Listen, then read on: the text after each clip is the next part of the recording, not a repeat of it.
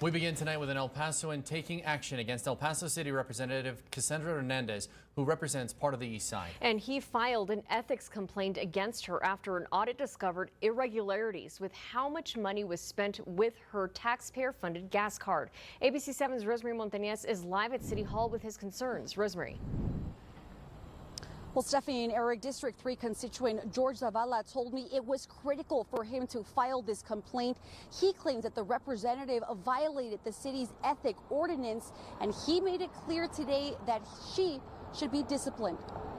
We cannot trust our city representative.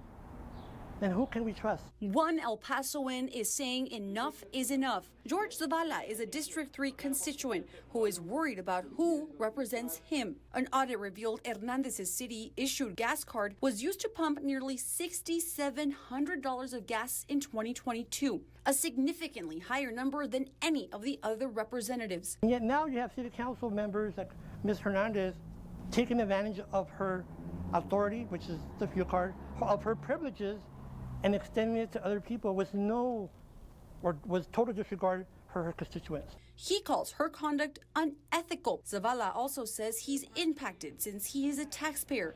He says this will also affect those with limited income like himself. Do you think she abused her power as a city representative? Absolutely. How dare she do that? There's no problem spending money that crazy. You're paying for it, all of us here. He says Hernandez hasn't been upfront with them either. Her not willing to take ownership of the problem and apologize to me, the whole constituents of District 3 and the city, to say, you know what, I messed up, whatever it takes, but she won't do that. Zavala submitted the complaint Friday afternoon. In it, he provided multiple exhibits, including the police report, the internal audit, and even our coverage from Thursday on ABC 7 at 10.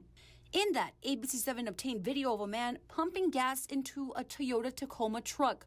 A source close to that investigation says that was Hernandez's husband. What do you say to the taxpayers who are going to see this video later tonight? I would ask my constituents, call me. Let's have a conversation. I'm happy to go to your home. Do you understand their concerns, though? I mean, when they call me and we have a conversation, I address it with them directly on the phone. She's never heard our concerns. So now with this clear violation, I just hope that we get a representative that can really represent us. Meanwhile, we asked the mayor about this complaint filed by an El Pasoan. It's important that the citizens know they have the right to voice their voice and their voice to be heard, and that's one way of doing it.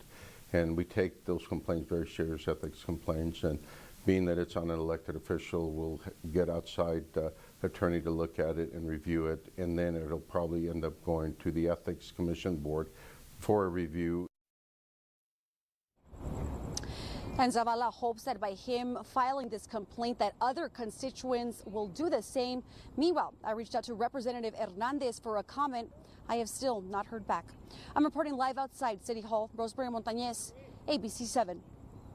All right, Rosemary. Extra depth now on the ongoing controversy over the potential misuse of the City of El Paso taxpayer-funded gasoline cards.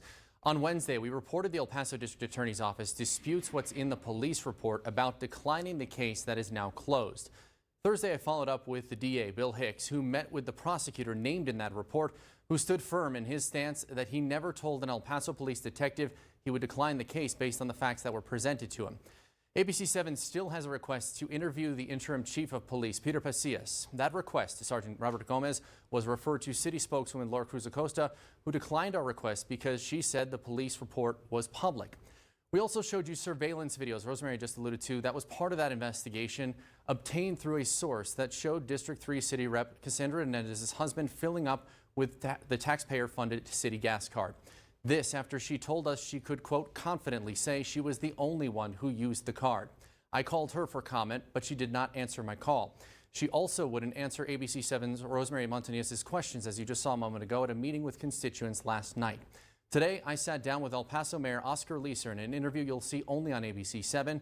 While the El Paso Police Department investigation into theft was closed and says Hernandez's actions did not rise to a criminal level, there is now an ethics complaint filed against her. So I asked Leeser this. As the mayor of El Paso right now, with everything that's happened, do you feel that District 3 City Rep Cassandra Hernandez is fit to serve? Well, that's something that the ethics board, the commission, has to look at and determine. And they have the opportunity to look at it and make that recommendation to the city council and the mayor as a whole. You know, it's important that the due process continues to be heard, and that the DA has the opportunity to look at the full file, that everything is looked at, that other agencies that may be looking at it, that they have the opportunity to look at it before we make judgment on it. And it's important that we do that. You know, does it have horrible optics? Absolutely. But again, there's a process and there's a procedure that needs to be followed. I have confirmed with the Texas Department of Public Safety that the Texas Rangers are not currently looking into this matter at this time. But perhaps the most revealing part of my exclusive interview today with the mayor was about a question he asked the City of El Paso Chief Internal Auditor Edmundo Calderon during the May 11th special meeting based on his findings. Take a look at this moment. Do you believe that you were ever pressured or felt that someone was trying to intimidate you at any point?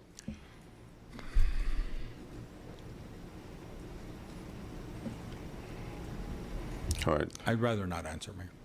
Anyone from council? I'd rather not answer. Okay.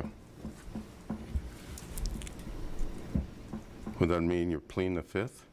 I don't know if it's the fifth. I'm just wondering. I haven't done anything criminal, but no, I just prefer not to answer, sir. Again, that was during the May 11th special city council session. So today I asked Leeser about that moment. What was your takeaway from that pause and that response in that setting from the internal auditor? I know the answer. He's come to me and he feels that he has been pressured.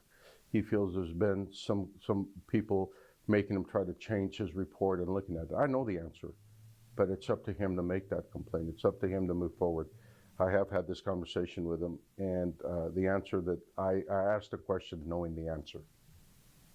And so given that that was his answer in that setting, what did that tell you? That he is very concerned, and he has talked to me about it since we had that discussion, and he told me that he will sooner or later be coming up and making some type of complaint because of the way he was treated. Mayor Leeser also brought up several other concerns with me during our discussion today. I'll be bringing you more of our conversation and reports in the coming days. Stephanie. All right.